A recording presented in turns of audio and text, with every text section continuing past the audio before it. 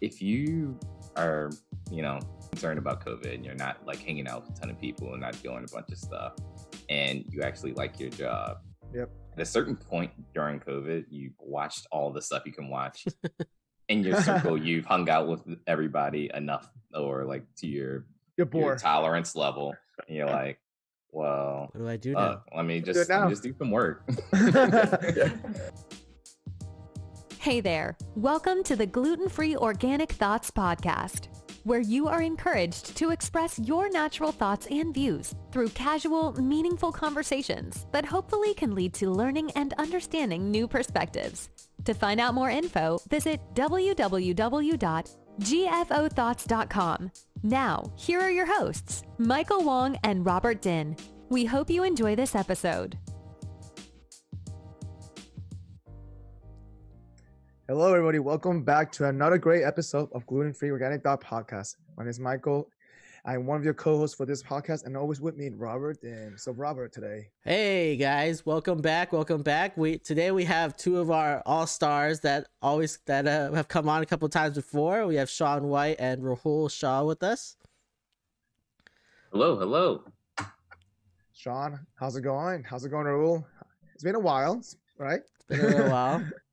And not Rahul's been a while for sure. Sean, we see you often enough, Yeah, it's been a while, but always a pleasure to be back. It's always fun to kind of spend a couple of hours talking about a lot of things. Never an easy end, but good to be back. Well, we appreciate you guys coming back on to this episode. It's going to be interesting. We're talking about working from home after 1 year. Yeah, it's been 1 year since we've worked from home, guys. Yeah. All right, before we get started, what are we drinking today? Sean, what are you drinking? I'm drinking Mediterranean dry gin. It's called BCN. It's called BCN gin? Yeah. First time giving it a try. What does the BCN stand for? Do you know? No. I literally think botanical company. I had something in my mind, but that's related to this, but it's not PG-13, so I'm not gonna say it. I thought we're an explicit show where there's no. Yeah, I thought you were TVMA. Rahul, what are you having today? It's been a craze over the last few weeks to just try out all sparkling water. So I'm trying something new from Juice Shop. It's basically elderflower and hibiscus. Wait, sparkling water, you're saying, right? Sparkling water from Juice Shop. Okay, but what kind of flavor is it? It's elderberry and hibiscus. Elderberry and hibiscus. Yeah. Okay, all right. Try to be healthy. I see you. Yeah. So you said you're trying a ton of different sparkling waters. Sparkling waters, yeah. I've been on a roll trying. Wait, you said you're doing a sparkling water roadshow? Yeah. Yeah, kind of. I've never found one of those that I liked, like a sparkling water. Let me ask you this, Rahul. Have you found one of those that you like? Because I never found one of those either. No, nothing yet. I'm still trying to understand how people get addicted to sparkling water, and that's what I'm trying to figure out. Why are we doing it in the first place? I mean, you got to see what all the hustle and bustle's about. That's true. Yeah. I'll give you 2 thumbs up for at least trying. And trying it all. Like I would I could take a sip and then I throw it away. Like that's how sparkling water tastes. He's open-minded, okay, Robert? He's open-minded. Okay? Hey, I'm open-minded too, but not about sparkling water. What are you I have having? sparkling as well, but I have some Prosecco here. Let me show the audience here. Prosecco. Oh, nice. It's one of our friends. One of my friends. He stores wine here at my place, and so I take a cut. Basically, I take a bottle from every 5 bottles that he Storage sends. fee. Yeah, storage fee. So this is one of those. You need another bottle for admin fee. Don't forget about that. There you go. Like he's gonna end up sending 2 bottles, and I'll just take one every other bottle. And don't forget cleaning fee, man. Oh my god, he might not have any wine left at the end of this. Right. All right. I am having just a typical mushroom coffee. Well, you know what I need to do? I need to get a clear the mustache. I told you that. You need to get a clear one. We don't know what you have in there. No, but for real, it's just straight vodka in there, and you're just playing us all like, oh, I'm being very healthy. I'm not red though, so you can tell I'm not drinking alcohol. So. Yeah, but it is mushroom coffee with oatmeal, simple stuff like that. This is actually my 3rd cup today because it's been quite the weekend. But yeah, no Kahlua today. No, not cool today. It's been depressing, raining. So it's like, you know what? I'm gonna keep it simple, keep it chill for now. So True. All right, let's jump into this. So before COVID started, let me ask you, how many of you guys have worked from home before? Like somewhat. So okay, Sean, obviously. I worked a little from home. A little bit? Mm-hmm. How about you, Rahul? Have you worked a little bit from home? I've never worked from home and I've never liked it. Really? Before COVID? Yeah. Wow. Oh, okay. So for you, it was a big change then, that means, right? For sure. So yeah. let me get your opinion. So month 1 in working from home after COVID, how was that? Month 1 in, after 1 month. It was hard in many ways. I also joined a new company right at the same time, so it came with its own challenges. And work from home was hard only because I used to look forward to going to work, and it was a complete change overnight. And for me, I don't feel comfortable working from home at all. So not having a desk, Let me ask you this: did you find it difficult to meet people because you were brand new to the company when you work from home? Yeah, that lasted for like 3 to 4 months, where it was just extremely challenging to even connect with people. Okay. No one has the time to kind of make the effort to have those hallway conversations in Zoom. So that was tough. But in general, I think what I used to like was going to work, hanging out with people, meeting new people, chit-chatting here and there, having the snacks, coffee breaks. Yeah. All of that was like immediately gone, and that's something which was the most difficult for me. That's true. How about you, Robert? Like, obviously, you said you had some semi-experience working from home, right? Yeah. How's your month 1, month 2 in? I also had the same thing where I changed jobs during COVID, like during the pandemic. So then, starting a new company, you just don't have those bump-ins that you get normally, and it's difficult, right? Like you're new to a company, you're trying to meet new people, but then there's none of those random bump-ins. So you only know people that are on your projects, people that are on your team, in meetings, and then those are like very like work related. There's not too much social interaction that you're getting. Yeah, so, you don't have the happy hours either, right? To go to after work. Yeah, like they tried a lot of different things, but then you just get too busy to go to that stuff, or like even when you're in there, it's kind of awkward being on Zoom and going to happy hour. So you have to be more mindful of that and try to like be persistent at creating meetings and creating those that environment. I guess I feel for it. Yeah. How about you, Sean? Obviously, you work from home a lot, right? So. I didn't work from a lot, but I took every opportunity I could to work from home before, and with Levi, we did like a whole like maybe 2 weeks where we tested out like, hey, what would it be like if we like went fully remote to working from home? So did that a couple times. So you guys kind of prepped for that a little bit before they knew the pandemic was happening. Okay. They knew that the lease on their property was gonna go up, so they were like, "Hey, do we need to double down? Do we need to have an office, or do we need to expand, or how can we shrink? Can we move to the suburbs?" So let me hang on. Let me ask you this: did it measure anything, any kind of measurement in terms of like? Yeah, they did like a full span. They were like first employees. How do you feel? Like, were you able to get stuff done? Also just checking like, hey, what time are people like sending emails versus what time were they sending it normally, and kind of just checking all around productivity.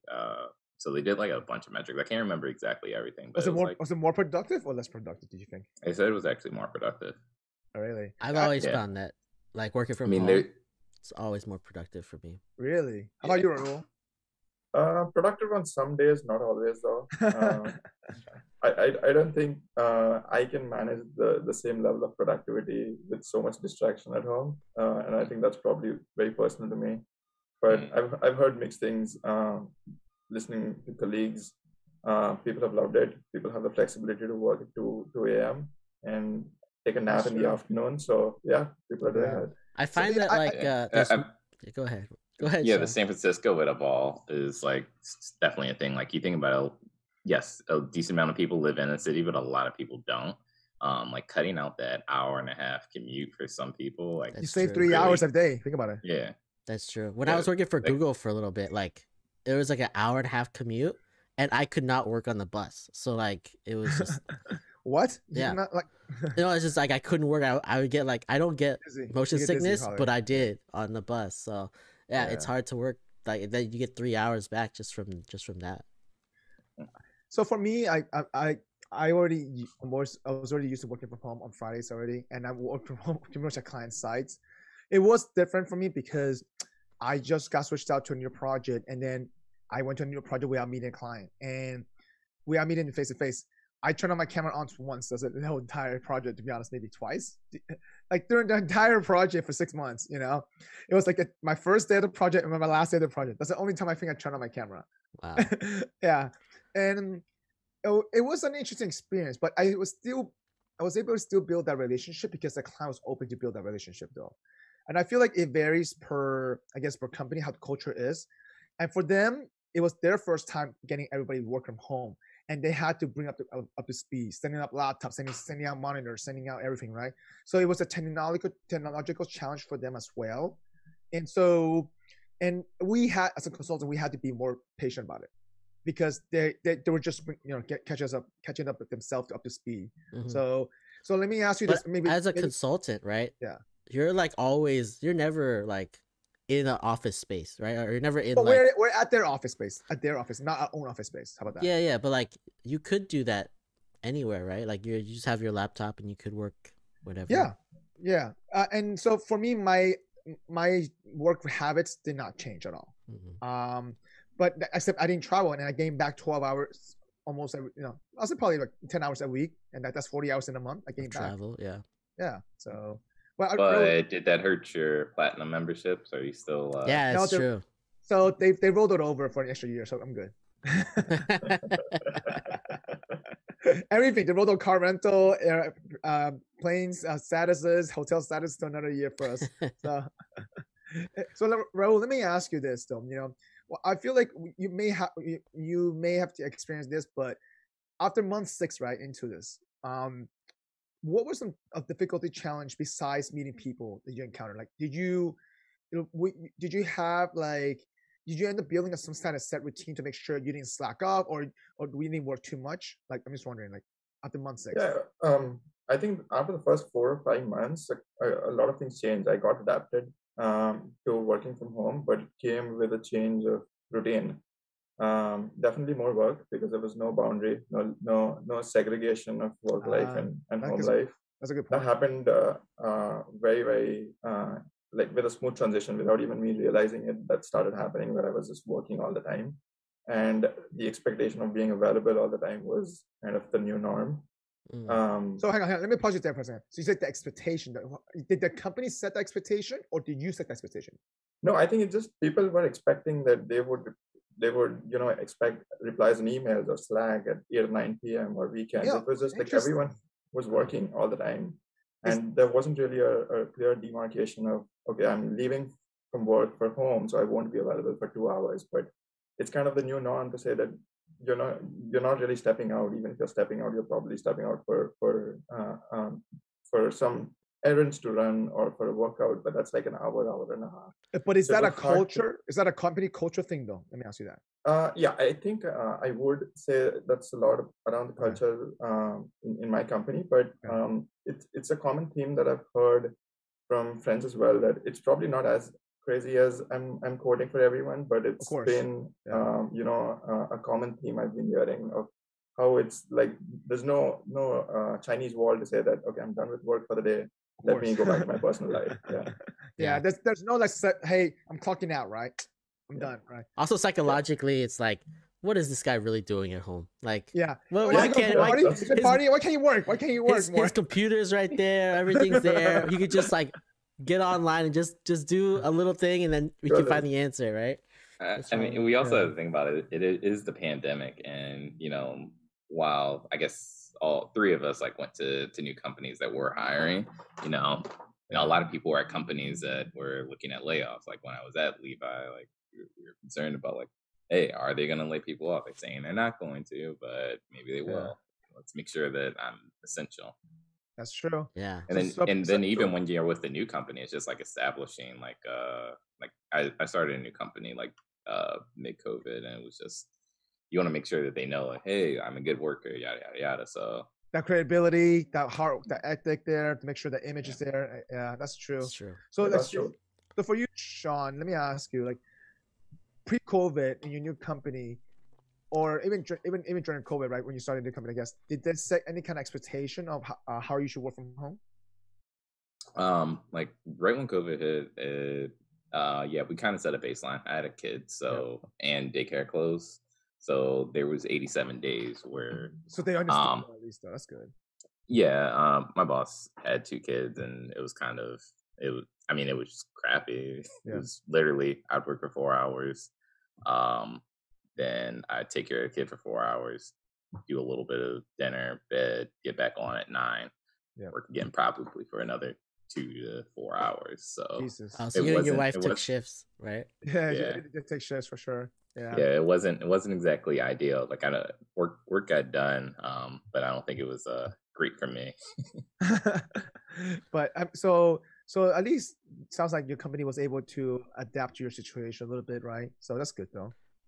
But also at the same time, you had to put the effort because you're brand new. You were trying to make sure that you were showing face pretty much at the end of the day. That's what it comes down to, though. Yeah, pretty much. I think I think a lot of companies did realize that it's going to be tough to kind of understand how best to be productive and how to really manage schedules, and they were supportive in terms of giving people time back, say during the day. Like my company came up with a policy that there should be no meetings from 11:30 to 12:30 every day. There should be no meetings. Also, have your lunchtime. Make sure you have a lunchtime. Make sure you have break time. Make sure you. Okay, that's cool. That's good. respecting people's personal lives, taking care of children, taking care of elders in the family. They were very supportive from that perspective to accommodate different schedules. That's one thing which was probably a learning exercise for a lot of companies. Different from what Sean was explaining is that some companies were prepared to kind of go remote, but these are companies who did not expect this coming, and for them it was more like let's evolve and let's learn through the process as we go. Yeah, I think most companies were not they had no expectations of going remote, and then it is like, all right, now we got to do it. So then you just have to like learn on the fly and figure it out. And I think they're like, after a few months they learned what, like, they listening to their employees, they can see what the repercussions have been and how it's changed and how they need to change and evolve with the business. So for you guys, it sounds like your company has like maybe taken a step back in the sense that every month they took like a poll to see how everyone's doing in a sense, right? And then they had like probably like big webinars or whatever it is. So at least I experienced that at my company. Every month they took a pulse of it to see how people are doing, because especially like Sean, there are a lot of people in our situation as well. There's no daycare, kids are not in school, and they were like, and they were working from home in a sense, like, with a lot of background noise, having meetings and stuff. So at least from my aspect of that, but I guess my own personal experience, I don't have that issue. And so I have no kids, obviously, but for me, my ability to adapt to that was easier. But I think I had the issue where I did not know when to stop, because I still were doing emails at 11 o'clock at night to 1 o'clock in the morning, because it was right there. I was like, oh, wow, I get answer for this client right away right now, because I don't know how to do this tomorrow morning. I just do it right now. So I was sending email 2 in the morning, and stuff. And I had to learn to build better boundaries for me. So. Yeah, I agree with that. Like, the boundaries thing was a big issue. I think it's still an issue, even a year later, right? Like when I started a new company, there's not as much work that you're doing. So then you're like, oh yeah, I'm easing in to this. But then as soon as like I got started into like real work, there was no boundary. Like I just like worked until I was done, and then that would be like super late into the night. And before, there would be like I would work in the office and I could work as late as possible, and then I walk home, and at home you're still like connected to the computer, but like not as much, right? You have that separation between what you're doing at work and what you're doing at home. I was just thinking about this morning, because I worked for like 2 hours today. It's like you think about it, like if you are concerned about COVID and you're not like hanging out with a ton of people and not doing a bunch of stuff, and you actually like your job, Yep. At a certain point during COVID, you watched all the stuff you can watch. In your circle, you've hung out with everybody enough, or like to your tolerance level, and you're like, well, what do I do now? Let me just do some work. So you become more productive, though. That's true, though. Yeah, and it's just like at a certain point, like it's not so much the company kind of mandating, or even you trying to like cover or protect your ass. So, like you're just like, I don't have shit to do. Like I've watched everything I want to watch on Netflix. Like there's nothing else on. Mm-hmm. And if you enjoy your job, I mean, if you don't enjoy your job, you'll probably find something else. But there's a whole different issue there. But no, I agree, Sean. I agree with you because in that aspect, for me, like, I did when I was going to client site. When the client left, the lights went out. So okay, shit, we gotta go. You know what I mean? So we had to leave the office. Lights went out. They didn't have automatic lights. Yeah, that's what they did. The motion sensor white. No, the purposely. One of my clients purposely had lights turned off at 6:30 p.m. to make sure everyone left the office. Oh wow! It's because they wanted that work-life balance for people, right? And so we couldn't. And then our pass, we couldn't come back into the office after 6:30 because they make sure people don't come back. They stay away from the office, and then the resets at 5 a.m. again. But still, it's clever, but it was bad for because we're like, oh crap, we got to go back to the hotel and work, right? But at least it created that separation a little bit, though. So Rahul, didn't that lending club have like a time when all the lights shut off, and then everybody like we found like the light switch to turn it back on. Yeah, and it would keep switching off every 30 minutes. I think after I tell you, they're warning you that you got 30-minute warning. Go home. Hey, you gotta go home. Yeah, but no, it was too much work. Yeah. Going back to Sean's point, I think that was a norm for a lot of people because you don't have anything else to do and you always have work to do. There's always something pending. People would go back to it. Mm-hmm. And it's hard. And I personally, I had the same challenge. My wife had the same challenge. One thing we started doing is figuring out how do we figure out something else to do. We came up with our own new hobbies in the process in the last few months. But yeah, it's a challenge. So wait, what kind of hobby you guys built together? Just wondering, what kind of hobbies? My wife definitely started cooking a lot more. I started doodling a little bit. Nice. Was it food got better? Or how did her cooking get? Yeah. Food, I think she started experimenting a lot in terms of like different cuisines, which she did not initially have the time. But now because of lesser commute, balance of time, she started doing all of that. So you were the guinea pig. Yeah, nice, because Wong started working out more, but I'm not seeing any results. So what do you mean? So okay, my challenge is different. My challenge was because I was on my butt sitting there for 12, 13 hours a day straight. I wanted to make sure that I at least get my 15, 20-minute workout in, no matter what it is. And just to build that habit. And then if I had time, I'd do double the workout. But I never. And this year's challenge is different compared to last year or the year before, So for me, it was just, you know what, let's make sure I do this every single day and stay active, especially because I'm working from home, right? But now after 1 quarter in, now I kind of up my challenge a little bit differently because now I'm trying to work on performance still. For example, because my concern was that can I keep up every day? First of all, like I don't want to get injured.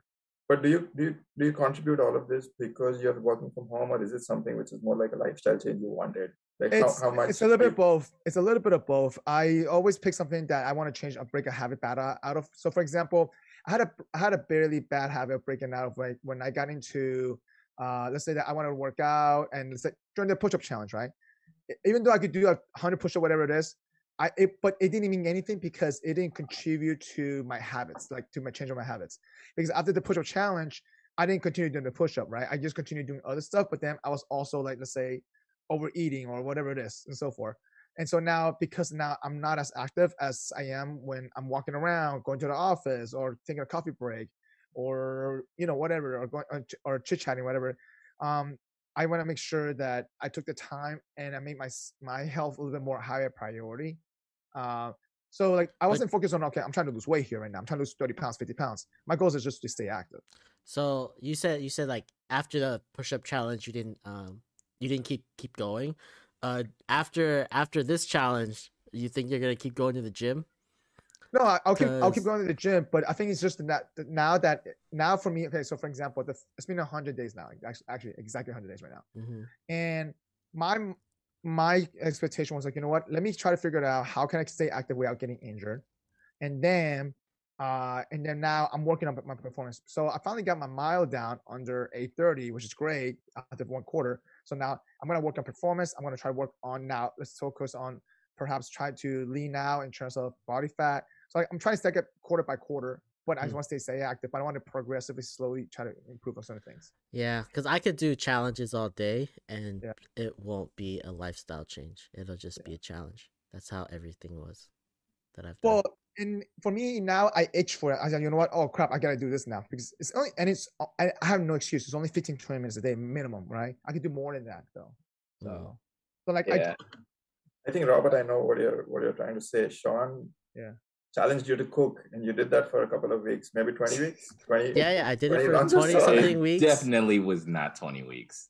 Oh, it was 20 weeks. What? I have 20 episodes. Yeah. It was 20 episodes. Yeah, it was 20 weeks. 20 weeks that I did it for. Wow. And then afterwards I was like, all right, not doing it again for a while. Like I don't like that wasn't it's not like it wasn't like a passion, right? Like I didn't have a passion for it where I'm like, oh, this is like every day when I do it, I'm so happy I'm doing it.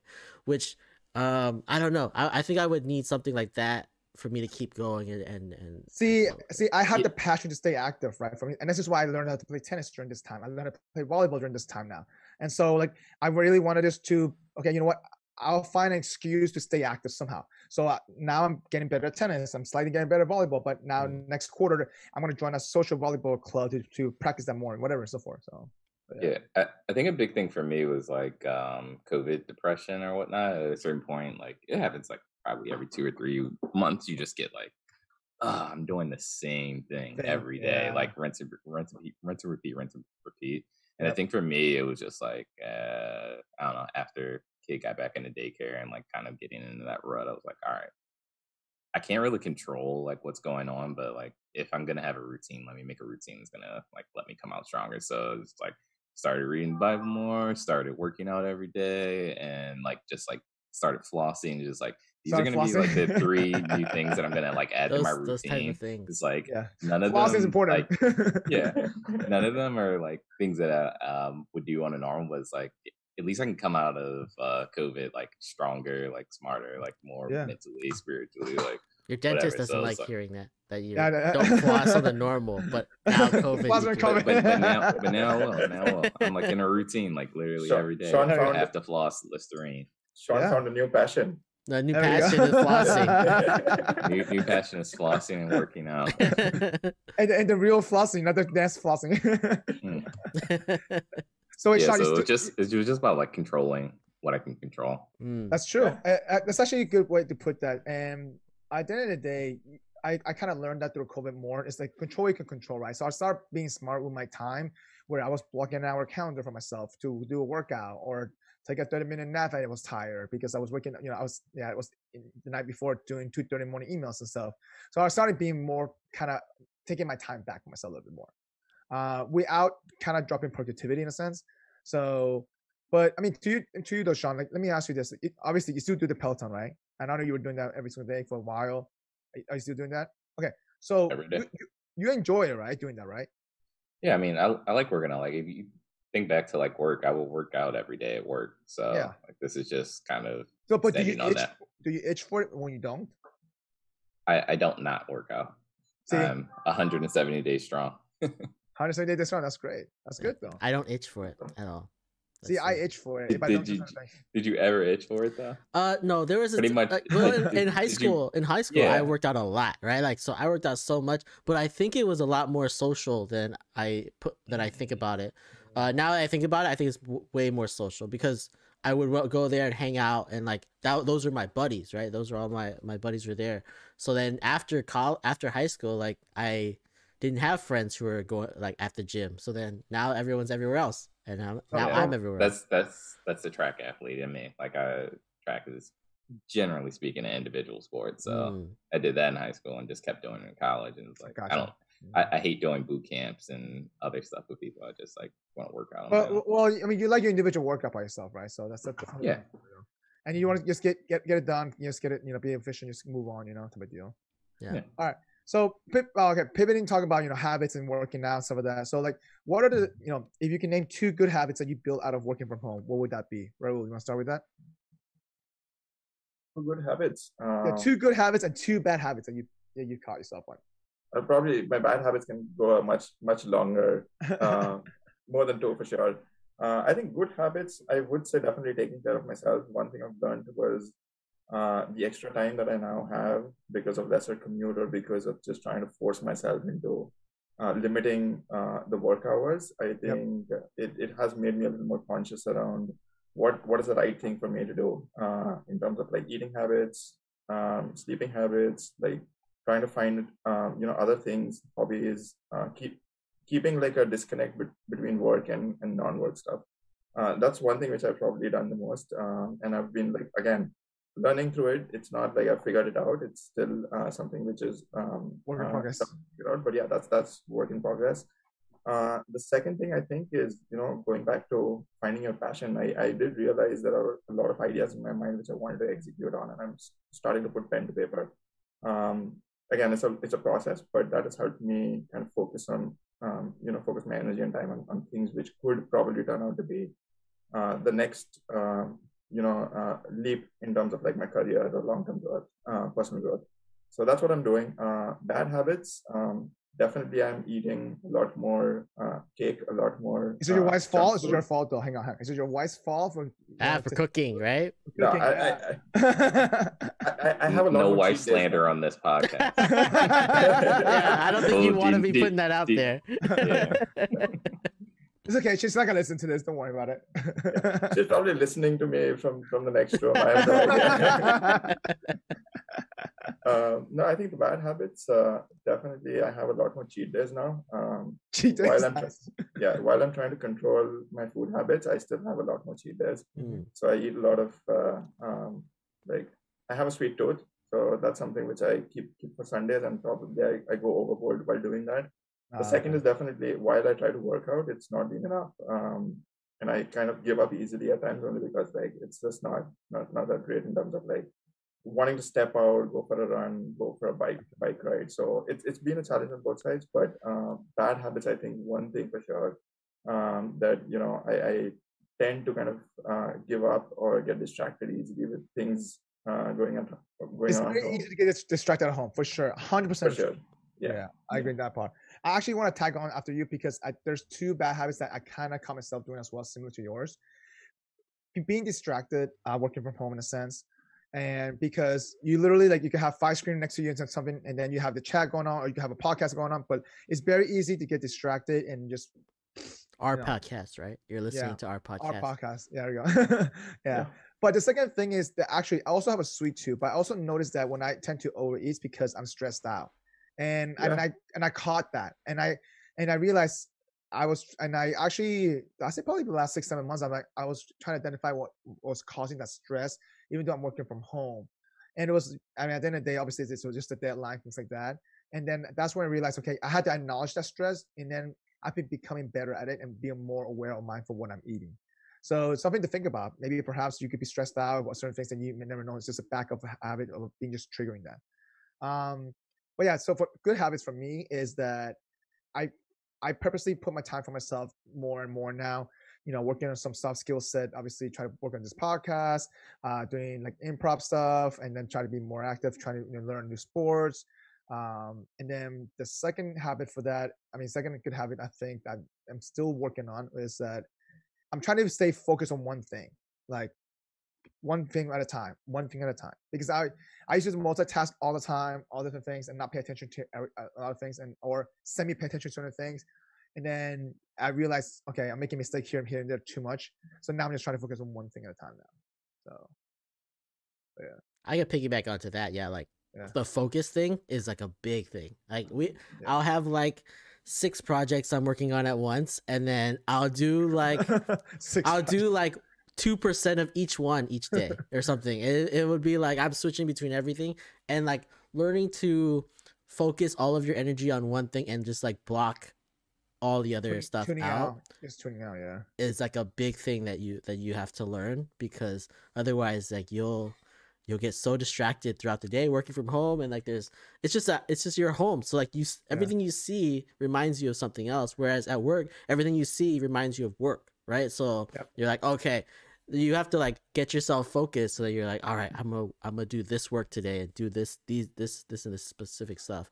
For me, I don't know how many good things I've added, but I know a lot of bad things I've added.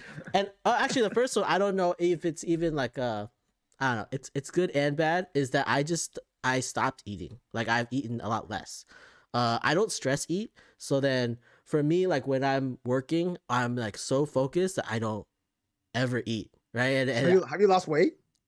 I don't think so, because I eat late as well. Right. So it'll go from like I eat one meal, but it's at like midnight, and it's like a bigger.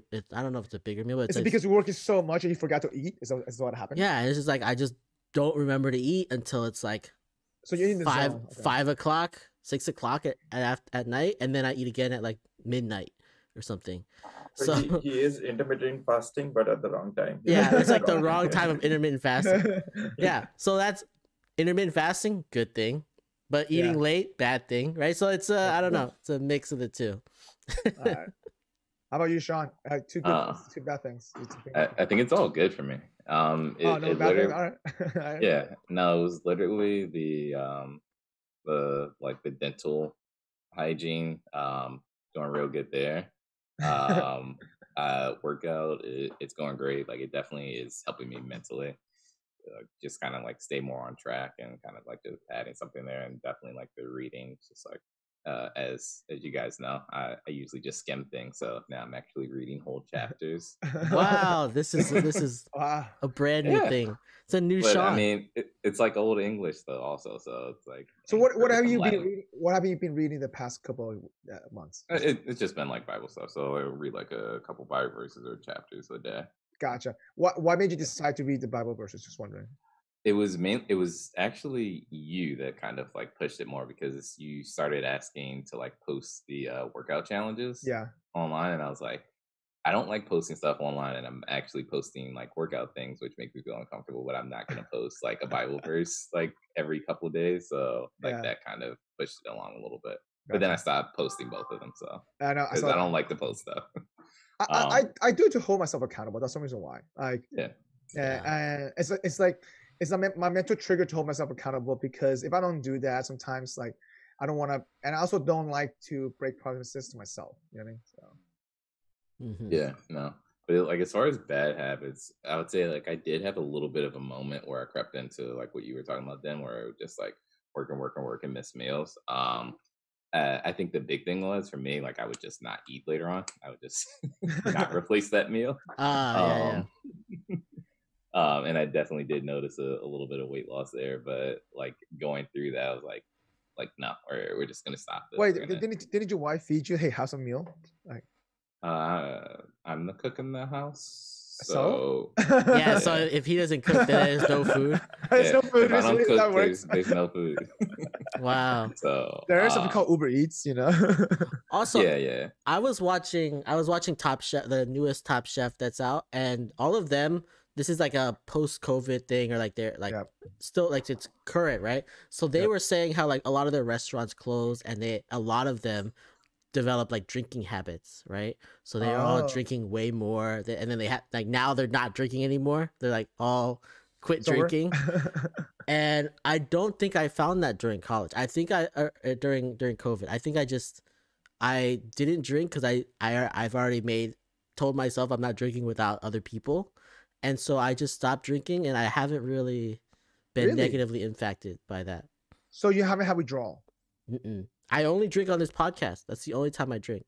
Oh, get out of here! I didn't know that. Yeah, like because I told myself I'm not drinking without other people there. So then, if there's no one here, there's no one to drink with. Do you purposely sometimes just FaceTime Sean? Hey, want to drink? No. Sean don't agree. Like this doesn't. We don't talk outside of this podcast. Yeah, that's it. It's the only time we talk. All right. Well, okay. We're gonna take a little break here. We're gonna jump into the funny segment section. You wanna kick it off, Robert? Sure, yeah. I'll send this link over to everybody.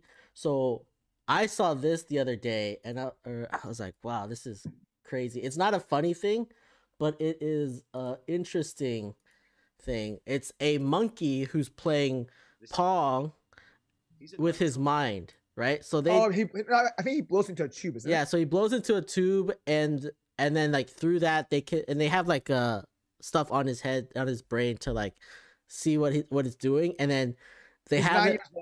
Yeah, and then he has a little like I don't know, what is it called?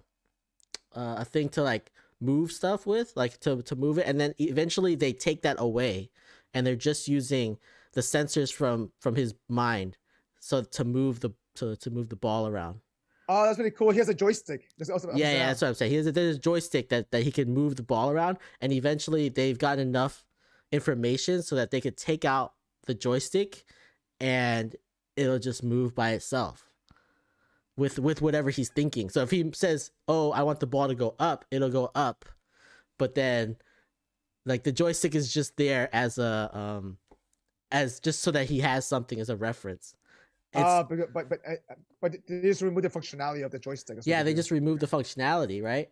And so yeah, they unplug it, and then now he just uses it, and I'm like, this is crazy. like and then towards the end he plays Pong with just like what he's thinking. Like it's not there's no joystick or anything. He's just blowing into it, and that's it. How deep in your YouTube spiral? Like what hour is this?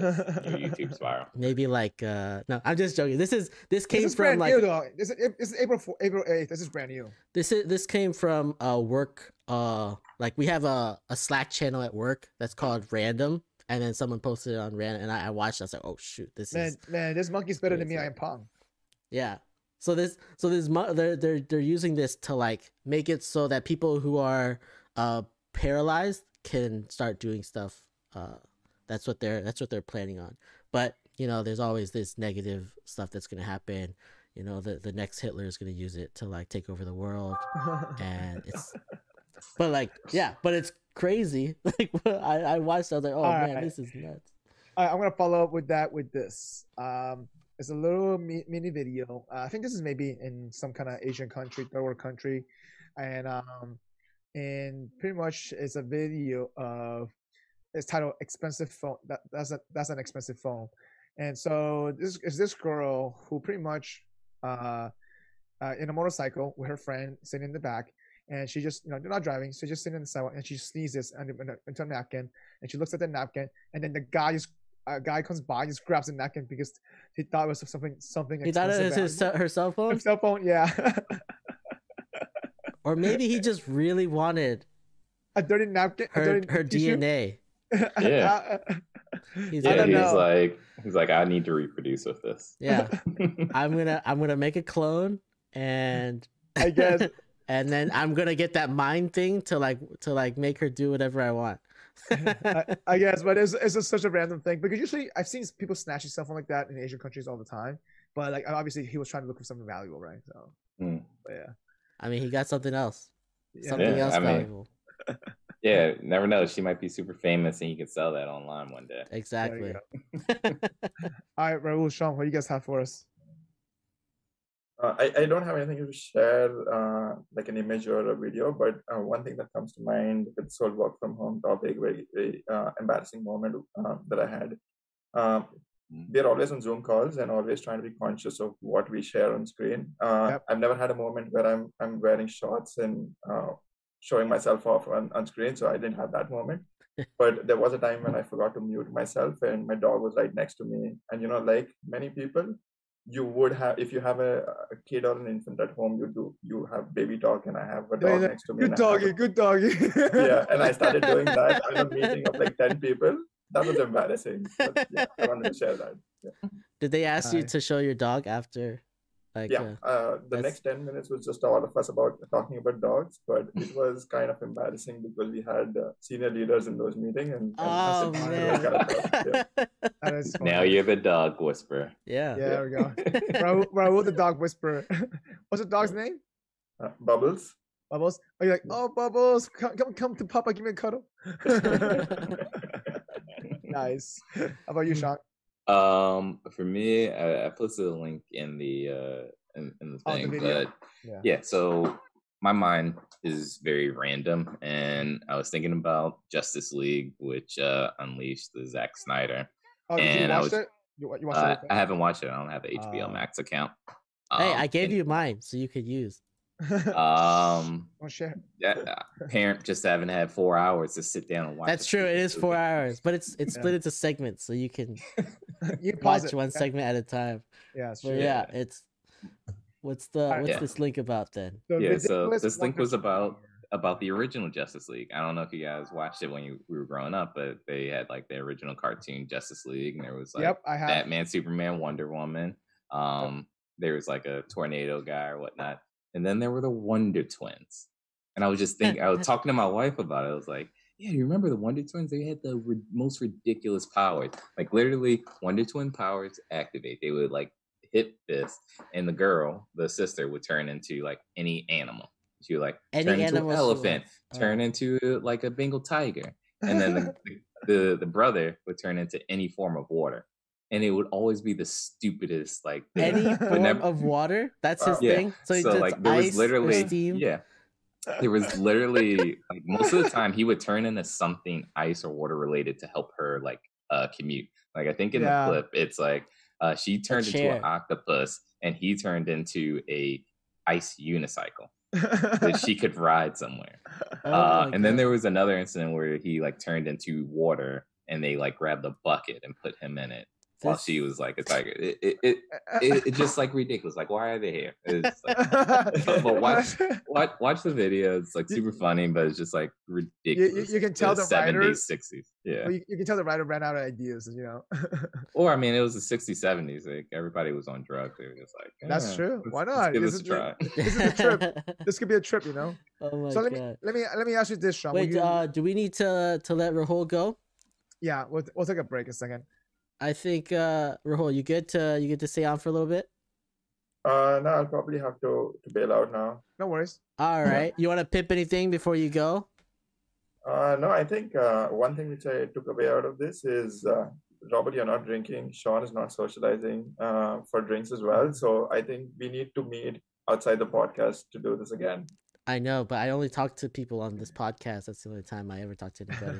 I only get we'll probably do this again without the recording. Let's okay, all right.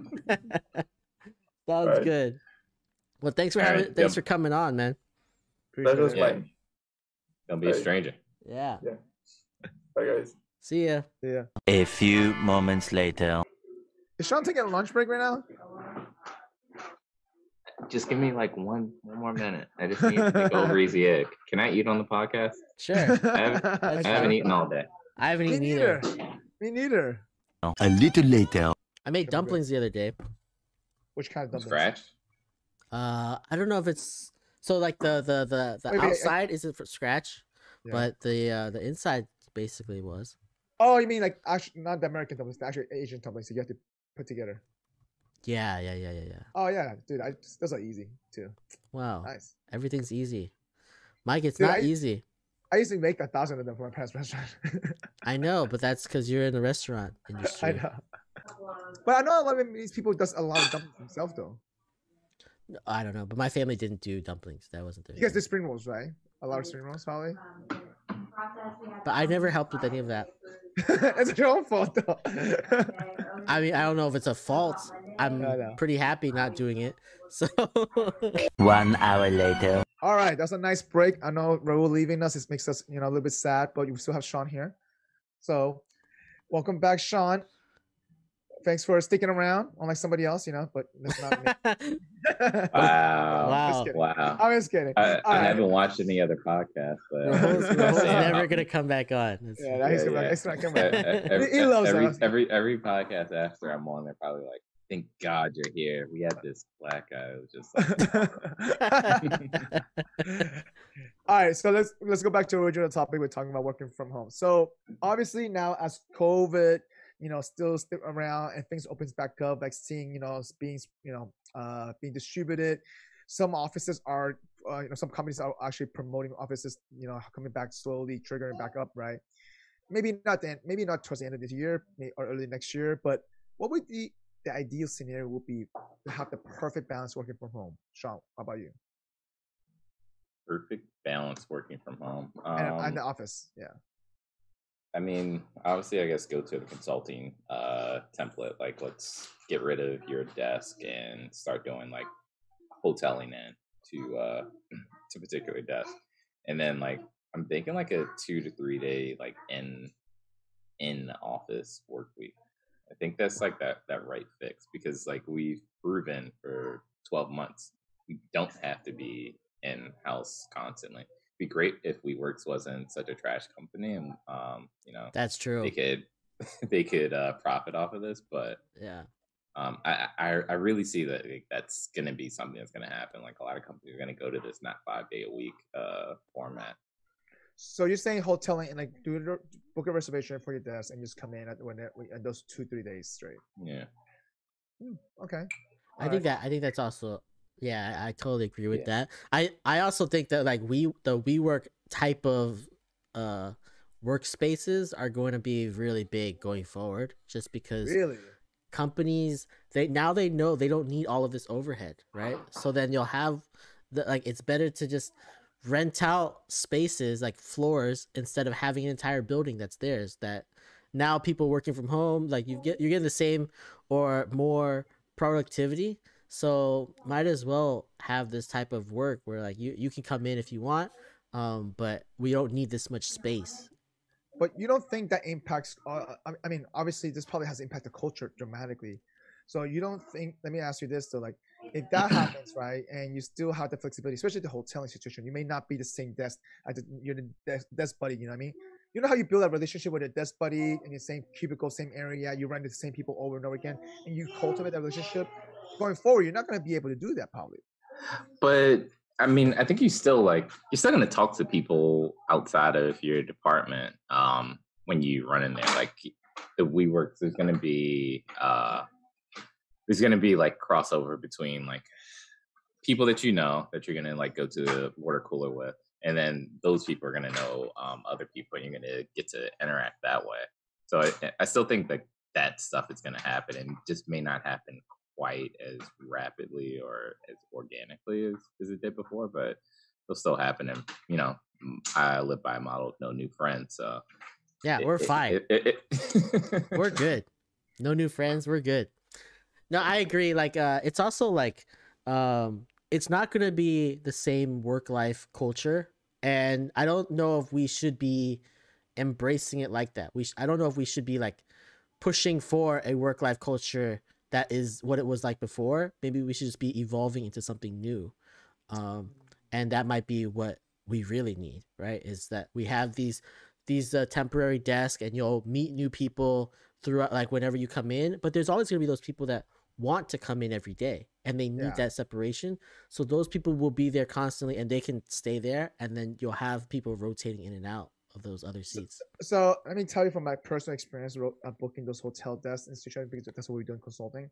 I hate them because sometimes I one, there's not enough desks for everybody, because sometimes there's just, when we all come in on Friday, sometimes there's just not enough desks. Mm-hmm. And then two, part of it is that I like to have that stability, knowing that, okay, you know what, this is my space, at least, and I don't guarantee this is gonna be my space. I don't have to worry about it, and it's nice to have that. Like, so for me, like working from home is nice because I have my set of my GoPro monitors. This is my space. This is how it is. But if I go to the office, I would like to have the same exact setup. You know what I mean? And every desk is slightly different, or you may be stuck to a window where you have get ugly glares, and then you may be stuck into a closet area which is pitch black. And when you're at work, do you get to choose where you sit at work? Like, is that what you think like work life is? Because I think the 9 to 5 people, They don't get to choose their desk.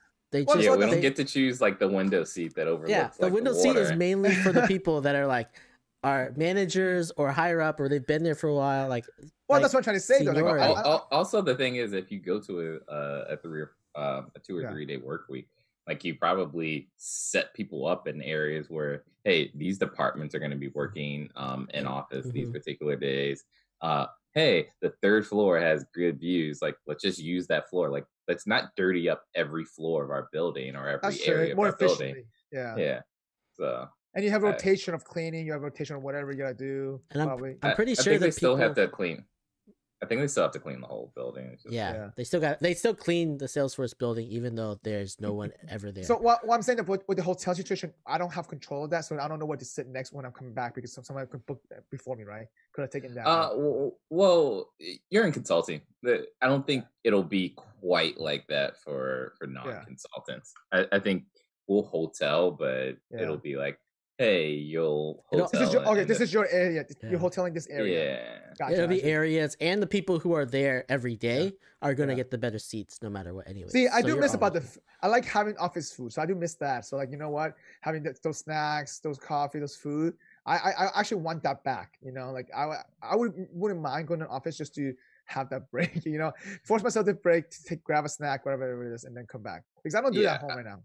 I don't miss the office food that much, but I do miss it's just the chit chatting, the environment, social environment after that. So I miss like walking to the kitchen. Even though I never get anything there, I just walk into the kitchen and you're like, oh, hey, I see this person. Yeah, and then just hang out for a little bit. Get steps on your watch. Get your 100 steps in to reminds you. Yeah. Yeah. But then I think I really just miss like the sorry, brain fart. Keep going. No, I mean, for me, one of the biggest things that I don't miss is that. Sorry, fluorescent lights. I miss the fluorescent lights. For my job, I visit sites every now and then, and I went to like one of the warehouses, but like their front end was like really, really nice, like a actual office building before you get to the warehouse. And I was just like, oh man, this is just like nice hearing that little faint frequency of a buzz like in the background. And how bright it is, right? Like it just like keeps you awake because it's so bright. I remember when we first started working from home, it was so dark at my desk. It was like you go from like sun up to sundown, right? So sundown and it gets so dark and you're like, oh man, I am getting tired just sitting here in the dark. So that's why I bought these lights for the podcast, but also I use them for work because they're super bright and I love it. Like I love simulation your own fluorescent lights. Yeah, I simulate my own. I was like, is there a way for me to hang lights off the ceiling or whatever? But it's probably not a good idea. So I just bought these lights and it works perfectly. I don't know. Lights. Hey guys, can you give me 1 second to grab my drink? Sure. Right, yeah, I don't know. So for me, I don't think fluorescent lights does it for me. You don't like them? I don't care about lights. It doesn't matter. I can work in the dark. I can work in the day. It's not that I like the lights. It's that I like the brightness. I like like when it's dark, I get tired easier.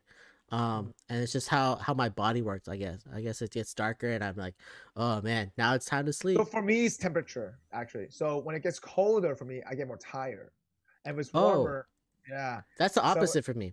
If it gets warmer, I get really tired. But if it's cold, I'm like up and I'm like, okay. Oh no, I'm like, I just want to cuddle. I grab my blanket, especially if you're working from home, right? You just grab a blanket and you're like comfortable. And the more comfortable I am, the more I get sleepy. No, I don't get the blanket.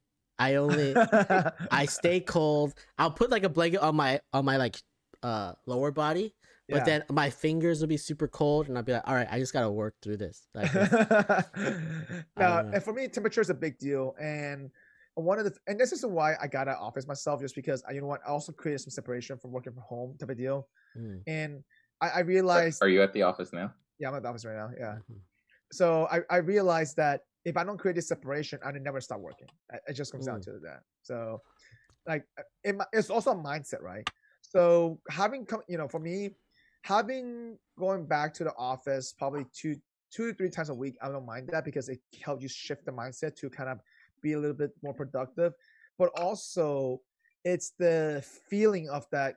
Wow, a physical feeling of this is the company I'm working for. This is the culture I feel. Like you cannot replace that with virtual because it's very hard to replace that physical feeling of our company's culture.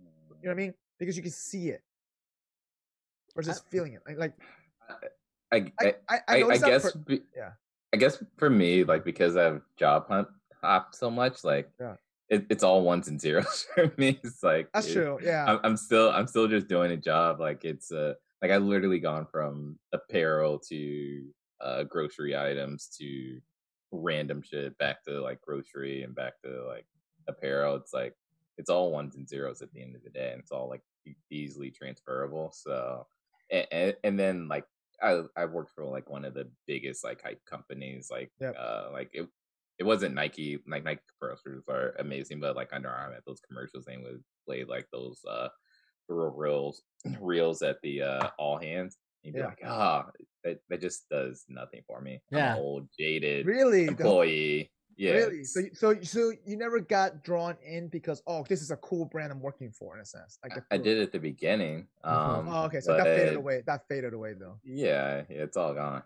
Just how big is the paycheck? How happy are you making me? So obviously that matters to me too. But like for me, obviously I go to different clients. With different client, I get a feel for their culture, right?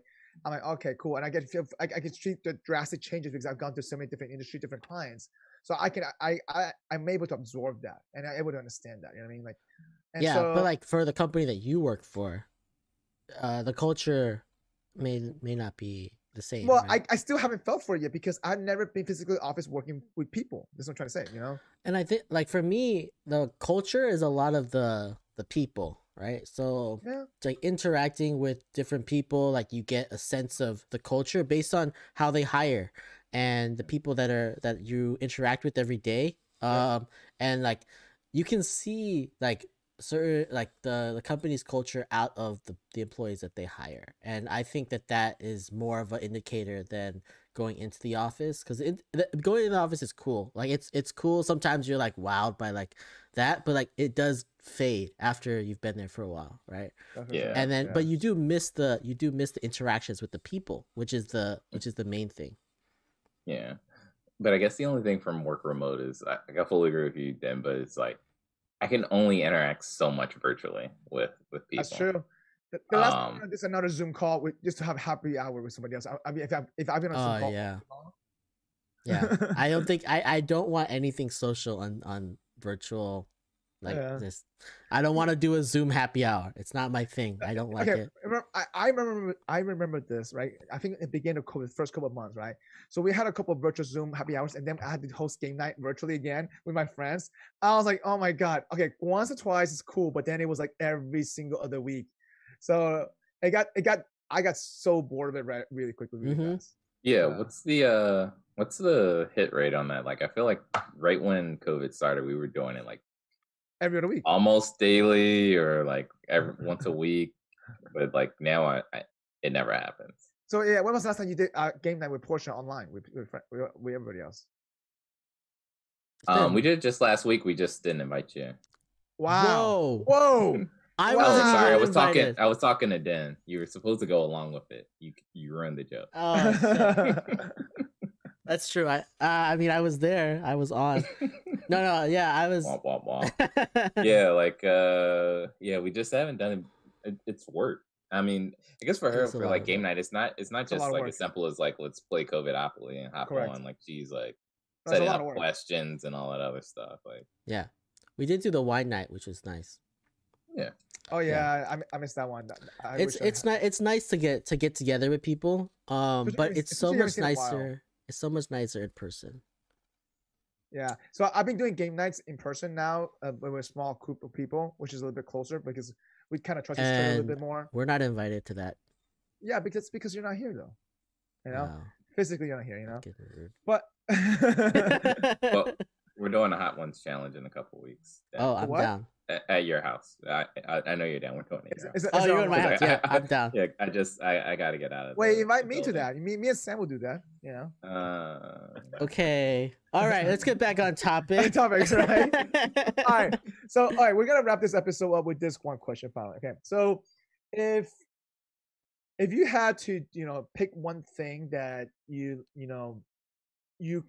kind of taken out of working from home, right? Not obviously not like a lesson learned. It's more like, if I can do this, but at the office, what would that be? That would make you enjoy working at the office more. What would that be? I have the opposite. Like, what would I want to be able to do? Like, what do we do in the office that I would want to be able to do online? I have that. I want a whiteboard. I want to be able to like sit there and whiteboard with someone and like go and like we'll write stuff on the wall or the board or whatever, and then that would be cool. Imagine you have a wall and then you just connect to somebody doing like with Microsoft Teams, Zoom, and they just start whiteboarding with you. And no, they have it. It just sucks. Like it doesn't feel the same. Imagine it appears next to you like the whiteboard. Really? No, like there's whiteboards on Teams or Meets or whatever. No. I meant like. No, he's talking about literally a physical whiteboard. You want to send everyone like a huge whiteboard that. Yeah. Oh my god! Well, I want to work for your company because apparently you guys just like throwing money out there to everybody. No, but yeah, it's hard, right? Like that's one thing that like you don't get. Collaboration as much. Yeah, it's hard to collaborate and do whiteboarding is such a sustained thing in like the tech industry that we're working in, and like we just go in and like, oh, this is how it works, and you can see it and you're actually doing something, and it just like creates like more juices flow. And I actually agree with you on that, because in consulting it's the same way, because when you're trying to explain elaborate business process to your client, I rather just whiteboard it out. Hey, can you elaborate? Does this make sense? Does this process make sense? Or does it this? No. Okay, so you don't do that, right? Let's correct this and let's correct that. Like literally, like as you trying to explain something or try to get some information out of them, whiteboarding the process. It's easier to write than to type and drag it around. Like it's just it's just so much easier, that's one thing I miss about the office. Well, I started doing that on Microsoft Teams with my current client, but it's such an annoying thing to do on Microsoft Teams. It's horrible. Yeah, like, it's not an easy thing to do. There should be a way where you can like get like an iPad or something connected in, and then you're writing on that iPad and it just like shows up on screen.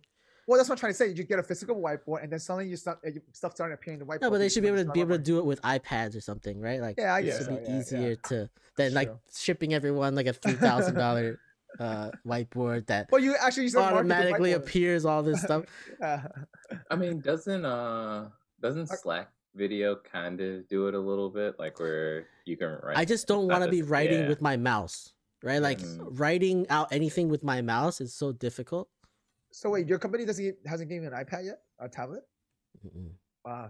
Let's go into like did your companies give you anything for like when you started going remote? Of course not. Come on. Oh, they didn't. No, because we're already remote. The thing about it for us. So we had a headset and laptop. I said, what else do you want? Wait, so when you go into a company, right, and you're working for them, they don't provide you with a desk and like all this stuff at the client's desk? They usually throw us at the basement or a cubicle or meeting room. That's it. Oh, so they don't give you monitors or anything to work off of? Nope. Oh, interesting. If some clients are nice enough, they have set up desks ready with dual monitors, then we can give us the space and we work on that, right? I had a client, who had a lot of desk space left, so they gave us the whole destination. Hey, this is you guys. I had a client where, hey, when we have a meeting room here, you gotta use the meeting room. So it's like 20 of us in a tiny little meeting room. I remember working in the basement of an airport before for like 7 months. Interesting. Yeah, that's not how I worked for 2 companies during COVID, and both of them gave you either a stipend to like buy some stuff for your work from home space, or they sent you. Wait, hang on. I did get a stipend of $50 to work from home. Wow. Oh my God. So generous. What did you spend it on? Is that per day or? Yeah, no. It's like per hour, like per working hour. No. It was $50. It was just $50. It was I ended up buying office stuff related. I was like, pens and stuff, sticky notes, pens and stuff. Yeah. Wow. Yeah. I don't want to be in consulting anymore. Yeah, I knew consulting was bad, but wow. Every firm is different, So. How about you, Sean? Is there anything you want to take away from that you can either you work from home at the office or at the office or work from home, like one I guess object?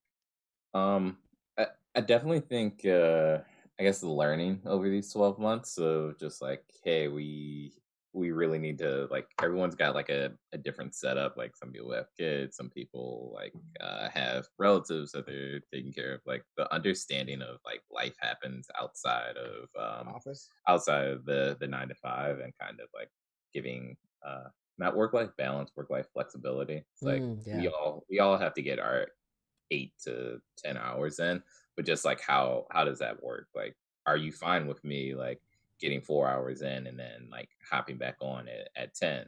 I think that kind of was there before with some companies and certain people, but just kind of that understanding now, like kind of transferring that back in. I think it's just like mindset shift, right? Like I know a lot of people that like their kids come on to the, like they'll just like walk in, their kids will walk in and then they're like, oh, I'm so sorry my kids are in, but like everybody understands, right? Like we're all working from home now. Everybody understand them now because they're more relaxed about it, because everybody understands the situation. But I think going back to the office though, I don't know, that might have changed back though. I feel like that's still will. It'll change back.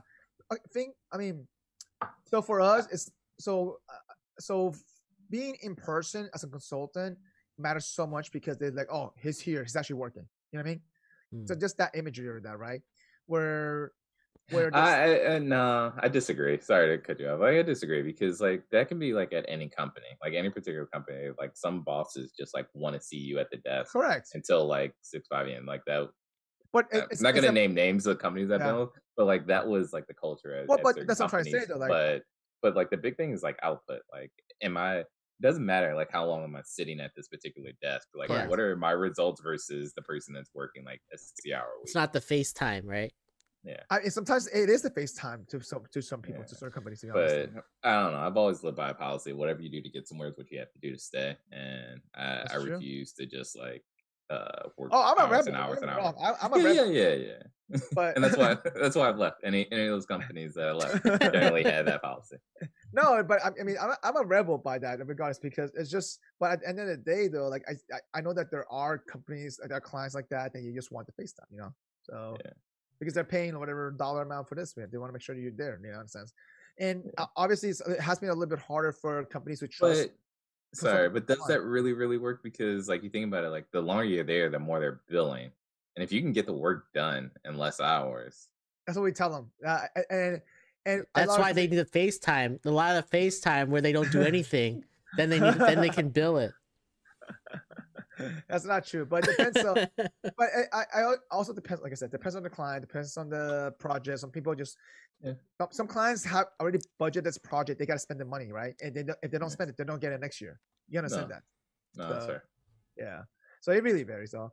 But I mean, going back to, for me at least, if I can take away one thing, though, like I do wish, like I think it's probably piggyback on your like that, having that understanding, the flexibility. You know, shit, life happens, type of deal. But more to like an extreme, and more to like, for example, like if I would go to a client, I want to make sure that, okay, you know what? Oh, I had to kind of like need to fly back to do something like that. Like, I feel like it would be, before it was really kind of frowned upon to a certain degree. Do what? Like, for example, like if I want to work a week remotely, right, or every other week remotely, or just because I want to, you know, have more personal time for myself, more me time, right? And I was traveling every single week. If you would tell them, hey, I don't want to travel every week, and I wanted to do every other week, and I have more time for myself, or leave early in the middle of the week, like Wednesday, right? It was frowned upon. Yeah, I think that's just like consulting though. Like, like I have a friend. Yeah, I had a friend that like they lost like a relative. I think it was like their cousin, first cousin, and they told the partner that, you know, working a job, was like, hey, I just got to be out there, like at a death in the family. Or like, were you close to them? Yeah, that was the first. That was the first question. It's not like, oh, I'm sorry to hear that, but they're like, yeah. So maybe you're in the wrong industry, and that's it. But I mean, I'm just saying, like, I just feel like I think hopefully that goes on in a sense, like we're not traveling 100% again, and hopefully like that had the mentality of being more flexible, right? And because before, like, if I really want to leave on a Wednesday, they were literally frown upon about that, like, or we're coming every other week. So you're like you said, like the company is doing like week or monthly like check-ins with like people and like doing polls and stuff. Do they see that? Do they see that there's more productivity now versus before? I don't have the numbers. I can't see those numbers. But however, though, I do see people are definitely more active in certain programs. For example, there's a lot of mental health programs that people are providing that. So we have a lot of lunch and learns and stuff for that kind of things. Or any kind of the movements. Like they were really active with those movements because at the end of the day, they want to make sure the employee sees it, what the company's trying to do, right? And so definitely has been more. They're trying to make it more like a visual in front of your face type of deal, rather than they're trying to show you that they care versus they care. Correct. Yeah. The thing is, like, if the numbers come back and the numbers are like, oh, like everyone's working 20% more than they used to work, why would they send anybody back on the road? Like, would it just make sense to keep everybody where it is? Well, correct. And then not only that would save clients money and their money as well, right? Yeah. But sometimes though, you do need that client relationship in person, and then you can travel. Sure, but that's the exception, not the baseline. Right. Yeah. They'll change the culture to like being this is a once in a while thing where you'll travel. Like instead of 100%, you're down to like 20%. So we have an internal chat about this, and we're in fishbowl. A lot of people are talking about 100% travel will probably never return again for us, which would be a good thing, right? Okay. And so I will have a life back, but I mean, again, it depends on the client, it depends on the project. It's going to vary per company as well. So, yeah. Okay, I mean that makes sense. I don't know what I would want work from home to come back to the office. No, I miss a lot of the stuff that was at the office, and that's really what it is. Me too. The food. I mean, I had a couple of clients have amazing food, and the snacks and stuff of that. It was nice. Yeah, I don't think I would miss working from home too much, except for the flexibility of like if I needed stuff. But I think companies now that they've seen that you can still work and do like your home stuff, I feel like it's. Even when we go back to the office, they'll be more flexible of what you're like being like FaceTime that you need to put into it. And that might be just my my industry. But I don't know. Yeah. I just think I'm gonna like appreciate working with people again. Like I think I've always been an introvert and always been like, oh, when do I get out of here? Like I don't feel like going to happy hour. Like I've had moments during COVID. I don't know like what the half-life on this is, but like I've had moments where I'm just like, I want to go to a club and just like, like oh my god, Sean wants to oons. Like that's crazy. But I mean, I definitely think like going back to the office, like the biggest thing missed are like, gym workouts with coworkers. Like that's true, gym workouts. Like meeting new people that like don't always work with, or like friends of friends, and then just like the happy hour and lunches, just like getting an opportunity to unplug from work. Because like right now, I'm not done yet. Oh, sorry, go ahead. Okay. But I think just getting the opportunity to unplug from work for a minute. Like I work out at the end of the day, whereas like when I was at work, I worked out in the middle of the day. Like doing like 2-hour lunches and stuff like that. It just doesn't happen during COVID. That's true. Yeah. For me, I do miss those lunches with coworkers because I used to go out my way to have one-on-one lunches with certain clients just to build relationships, or one-on-one lunches with a senior manager or a partner like that. So having that physical one-on-one relationship, try to build that just over lunch or over a happy hour, it kind of does matter a little bit, and you start building that repetitive routine in a sense, and then you even have a core group of friends eventually that you build a relationship out of that too as well. So yeah, that's true. Yeah, I've set up time with just my team, like even within our like smaller teams, like you don't get enough FaceTime with anybody working remotely. So I've set up like one-on-ones with my team, and just so that I can like like hang out and like know each other. Because in the office, you like turn around and you'll say something and everybody hears it, and then you're just like there's that interaction. But at home, you just don't have that, and you don't know who these people actually are. So just getting to know your team is a big thing that I didn't have before. Yeah, I think coming into the new year, actually, like at the end, like Q4 of last year, I started like setting up half-hour time chunks with 2 of the associates on my team, just so like, hey, like, what are you doing? Like, how's work going? Like, how's life? Exactly. Yeah, you need that. You need that just a little bit of human interaction, which is what going back to the office would be so human great to have. Yeah, and I have specifically labeled, this is not a touch base. This is not a Sean and whoever meeting was like. This is water cooler, coffee break, conspiracy corner time. Conspiracy corner. Yeah, I like label it like the meeting title is water cooler, conspiracy corner. Like gotcha. Wow. What's one of the best conspiracies that you guys have talked about? The ancient Sumerians and how they built everything. They knew everything. Yeah, they knew everything's crazy. They knew everything.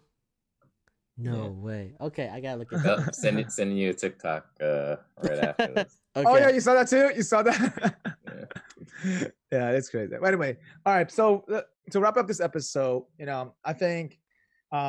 I obviously, as we migrate slowly back to the office, right? And it's going to be an interesting change because for certain industry, it may not have impacted as much, but a lot of industry definitely impacted, especially the old school industry, And one of the things is that I wanted to make sure, at least, I think in our common circle group of friends, it won't be as bad. But I feel like with the older generation, for them, they might be happier that they would go back to the office because they were so used to going to the office, right? So I guess. I don't know. I want to go back to the office. Yeah, I want to go back. I don't want to go back 5 days a week, but maybe we're the older generation now. Maybe we are the older generation now, but yeah, it's I think everyone, right? Like it's different. It's a different experience. It may not quite be the same for us, like just where we are in our career, but like you think about it, like a lot of people that are young, much younger than us, we're not young anymore. Yeah. Like they're not living in relatively spacious living places. They're probably like freaking tired of being in their like 500 square foot, I see the urge spot, and this is just like an opportunity to like get out and go. And then I think a lot of the younger people like join that company because like call it they work at the Google or Facebook, like this is freaking campus. It's like college 2.0. Like I don't want to go back to my like 700 square foot apartment that I'm sharing with other people. So I think there's that piece, and then but you're talking about the Silicon Valley people, though. You're talking about the 1% Silicon Valley folks, in a sense. But I'm talking about but I mean, I don't think that's even in general, 1%. like New York. I mean, my main office is in New York. Like I've been on like Google calls with them, and like their place does not look big or charming or something that they want to be in for 8 to 10 hours a day. Gotcha. I also think there's like, because a lot of these big cities, so like New York, San Francisco, LA. People were like doing the exodus from those because it costs so expensive. Like what happens when things go back up? Like how many people are gonna like lose their job or just like decide I'm gonna find something in a new city that I'm in? And also like I think specifically for me, like I'm moving to Denver.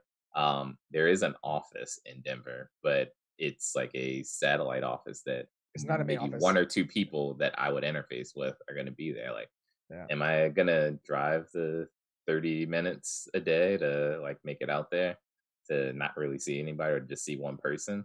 That's true. Maybe not. That's why I think that the WeWork thing is going to get bigger, because it's going to be these companies, instead of one big building in New York or San Francisco, they're going to have multiple smaller offices that they're renting out in a ton of cities. And then like since everybody's already spread out, to accommodate for that, they can just like probably save money and be able to accommodate all those people that are all over. Yeah. Well, I mean, if only WeWorks could have lasted for like just through the pandemic. They could have just like kept it going. Like they would have been money. They would have been what they were trying to be. Yeah, exactly. They didn't foresee it. So okay, I mean, Sean, you brought up a good point about the whole exodus thing, because I saw that in LA, and now that things are coming back to normal, stuff that I mean, I'm wondering what would that happen with some of those folks who are working remotely. would they take the lower salary, still keep themselves? Because I know a lot of companies are offering where, hey, you can stay where you are. You don't have to come back to office. The city, well, you just have to take a 6% cut of salary or a 7% cut of salary. And I wonder how many companies will do that, or actually make sure that position stay remotely forever. You know what I mean? Like, so. I mean, from the employee standpoint, like my company's not really dropping it based on where you live, but there are limitations on where you can live. Work remote, but I don't know. I've looked at like my wife. I've looked at like Din's like breakout. Like it's not significant enough. Yeah. Like honestly, like and it's basically like state tax versus not, right? Like, and you'll basically make the same. It's really not that big a deal. Like if it's well, for me though, it is a big deal because it's a huge change between LA and Miami, right? And so for me, apparently, like they told me that in a sense, it's actually like a 9% change. But and how much state tax you have 12% tax in California, and then you're not paying that in Miami. So then it's basically the same. And then it's also like you get taxed wherever you work. So like if you're still like working for a client remote, but like your work's being done technically there, like you're still gonna get beat up regardless. No, but I had to physically be there, right? So, but if I'm not, I'm working where I'm working at. You see what I'm saying? Right. Yeah. And that's why I said it's basically a tax thing, right? Like if you're taxed, it is to a certain degree. It is, though. But still, if there's no state tax in that spot, you're pretty much coming out the same or not. If it is taxed the same as California, then you're Well, by default right now, I have to report California because that's my home office is. You know what I mean? So is that how it works? Is like you my home office, your home office, but if you're moving to Miami, you're not switching your home office. I had to transfer my home office to Miami, and that's where the percentage discount. I had to take a 9% cut salary. Right. So you take a 9% cut salary, but you save 12% on taxes. So I'm not sure how much is in LA. I don't think it's 12% though. So. It might be 8%, right? In the state by itself is 8%, right? So is it? I don't know. I don't really look at it. I'm not gonna lie. I don't really look at it. So you're losing 1% of salary, which doesn't seem too much, right? It's really, you can plan it out. It's where you're rounding error. Yeah. All right. Well, let's conclude it. To conclude this episode, we have our free arrangements. Who wants to start? Sean, you want to start? What do you have to vet today? I'd like the host to start. I'll sandwich. Go ahead, Robert. All right. Well, for me, I don't even know. I have nothing to complain about. Is the life too good for you? My life is good today. I don't know. I'm working a lot. Like that might be one thing. Is like quarter end, we were working so much.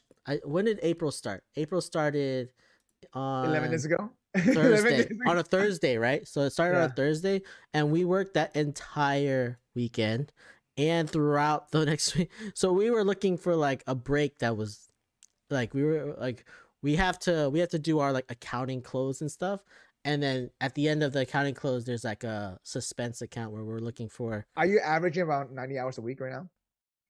I'm not sure how many hours I'm working, but my hours are nuts, right? So I wake up 10 o'clock, I work until 5, which is, I don't know, that might not all be real work. Of course. And then it's probably 6 o'clock, and then I take a break, get back on at like 8 p.m. and work until 2, right? Jesus. And then after that, I'm doing podcast stuff. So then I might have other like an hour or two of podcast stuff. I go to bed, wake back up, and I did that for at least the first 7 days of this month, and it was brutal. Like I like people who like were like video chatting with me. They're like, "You look exhausted," and I was like, "Yeah." You show your video. You show your face in your video. I always show video. Like I don't ever. No, do you do the same thing too? You show your video, your face. 90% of the time. Damn, yeah. I'm the only one that doesn't show my face. I mean, like what are if you I had your hiding? face, I don't know. I don't show my face at all. How often I would show it, but no, for real. Like even no, but like, why wouldn't you show it? Because it's not needed to. So, at least in my online projects, none of my clients show their faces except for maybe two people. No, I do get that because I do work like outside of company a lot, like with third parties, and they never show their face. So like I generally don't have it on. I think external people for me, they show their face more than people that really? We'll have like maybe half of the people showing their face in in our company, and then if we're having an external call, like everybody's on, like everybody. I think it might be different. Like what's your external like customer? I guess because like mine's not the same as Wong's like external customer, but like mine is like a whole warehouse that like we contract out that we're working with, and I'm like meeting with them daily throughout the day. Whereas like, is yours more like a consultant or? Yeah, it's just like calls that we have to do to make sure that we're on the same page. But it's always like a 30-minute. We're a third party though, right? Yeah, with a third party, it's always like a 30-minute call. Like it's not that long. Yeah. Yeah, even for me with my clients or a third party are maybe one person or two person that shows the face, but nobody else does it. I want people to know, like, hey, this is the person you're working with. But okay, let me tell you. Don't confuse me with the guy over here. So okay, no, so let me tell you this. Okay, so my last client, we had two Michael Wongs in the project. Okay, there's Michael H. Wong and there's Michael S. Wong. I'm the Michael S. Wong, and so what ended up happening was that my counterpart confused who I was because she didn't look closely in the chat that says the name in it, and she recognized, oh, that's not him because he's not speaking fast. So I realized I invited the wrong Michael Wong to the wrong meeting. Wow. And then during the last day, when I think we were like, hey, we're about to go live, say goodbyes and stuff like that. Both me and other Michael Wong show our faces, and our counterparts like, oh, this is how you guys really look like. I don't know, it's just funny. See, yeah, like I don't know. I always show my face. I just want to make sure, like, because since we're already like so separated and it's not very like personal, like showing your face is like adding additional personal ability to that. Like personal touch. I get that. Yeah. All right. So Sean, what's your rant? Oh, my rant is dieting while we're kind of on the workout, make yourself better version. I've always hated dieting. I think it's a horrible idea, but I was watching one of my YouTube spirals, this guy that does cooking videos. He was talking about how out of proportion people use like paleo and keto diets, and it's like these diets weren't made for us to lose weight on. Like the keto diet is something that like literally you can't really sustain, and it's mainly made for people that have like you're preventing kids from getting seizures and stuff like that. Like you're trying to keep like very low carbs, very high fat and protein, and it's something that they're doing to survive and live on. Whereas like we're trying to use this as a way to get ourselves into ketosis. Yeah.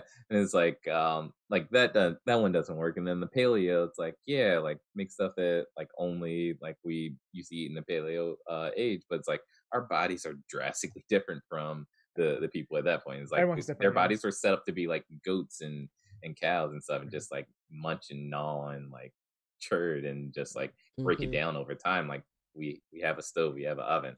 Like I could do a lot of things. I could go to an outhouse and poop, but we have indoor plumbing now. So yeah. Well, so like if we had all of this in the paleo times, they would be eating our food too. Wait, hang on, Sean. But let me ask you this though, Dan. What is your exact venting? Like, are you just annoyed? I'm tired of people that just like hop on the trends and stuff. Oh, okay, got it. Like just if you want to diet, like just build something kind of like you said. Like I'm not going to do a push-up challenge for a year, and then after I finish, just like not do it. Like build something that you can consistently do for not for 365. Like just do for your life. Like that's lifestyle. I'm getting lifestyle change. Yeah. Just go gluten-free organic. Don't do it. Just go gluten-free organic everything. Yeah, there we go. No, Sean, I to your point, like you said, like the keto diet is definitely not sustainable as a lifestyle. Think about it. Bodybuilder does this only to lose the water weight, right? They do it only for the first 4 or 5 weeks. That's what they do it. I actually included the keto diet only 3 months out of the year, and then I'll go back to my regular, low carb, whatever it is, type of deal. But my issue with that is more about not being fulfilled, being full in a sense, because sometimes for certain food, you're just not satisfied. You know what I mean? Like, but then you eat it's 1,000 calories, but you only ate a certain amount. Like because it's high calorie content food, right?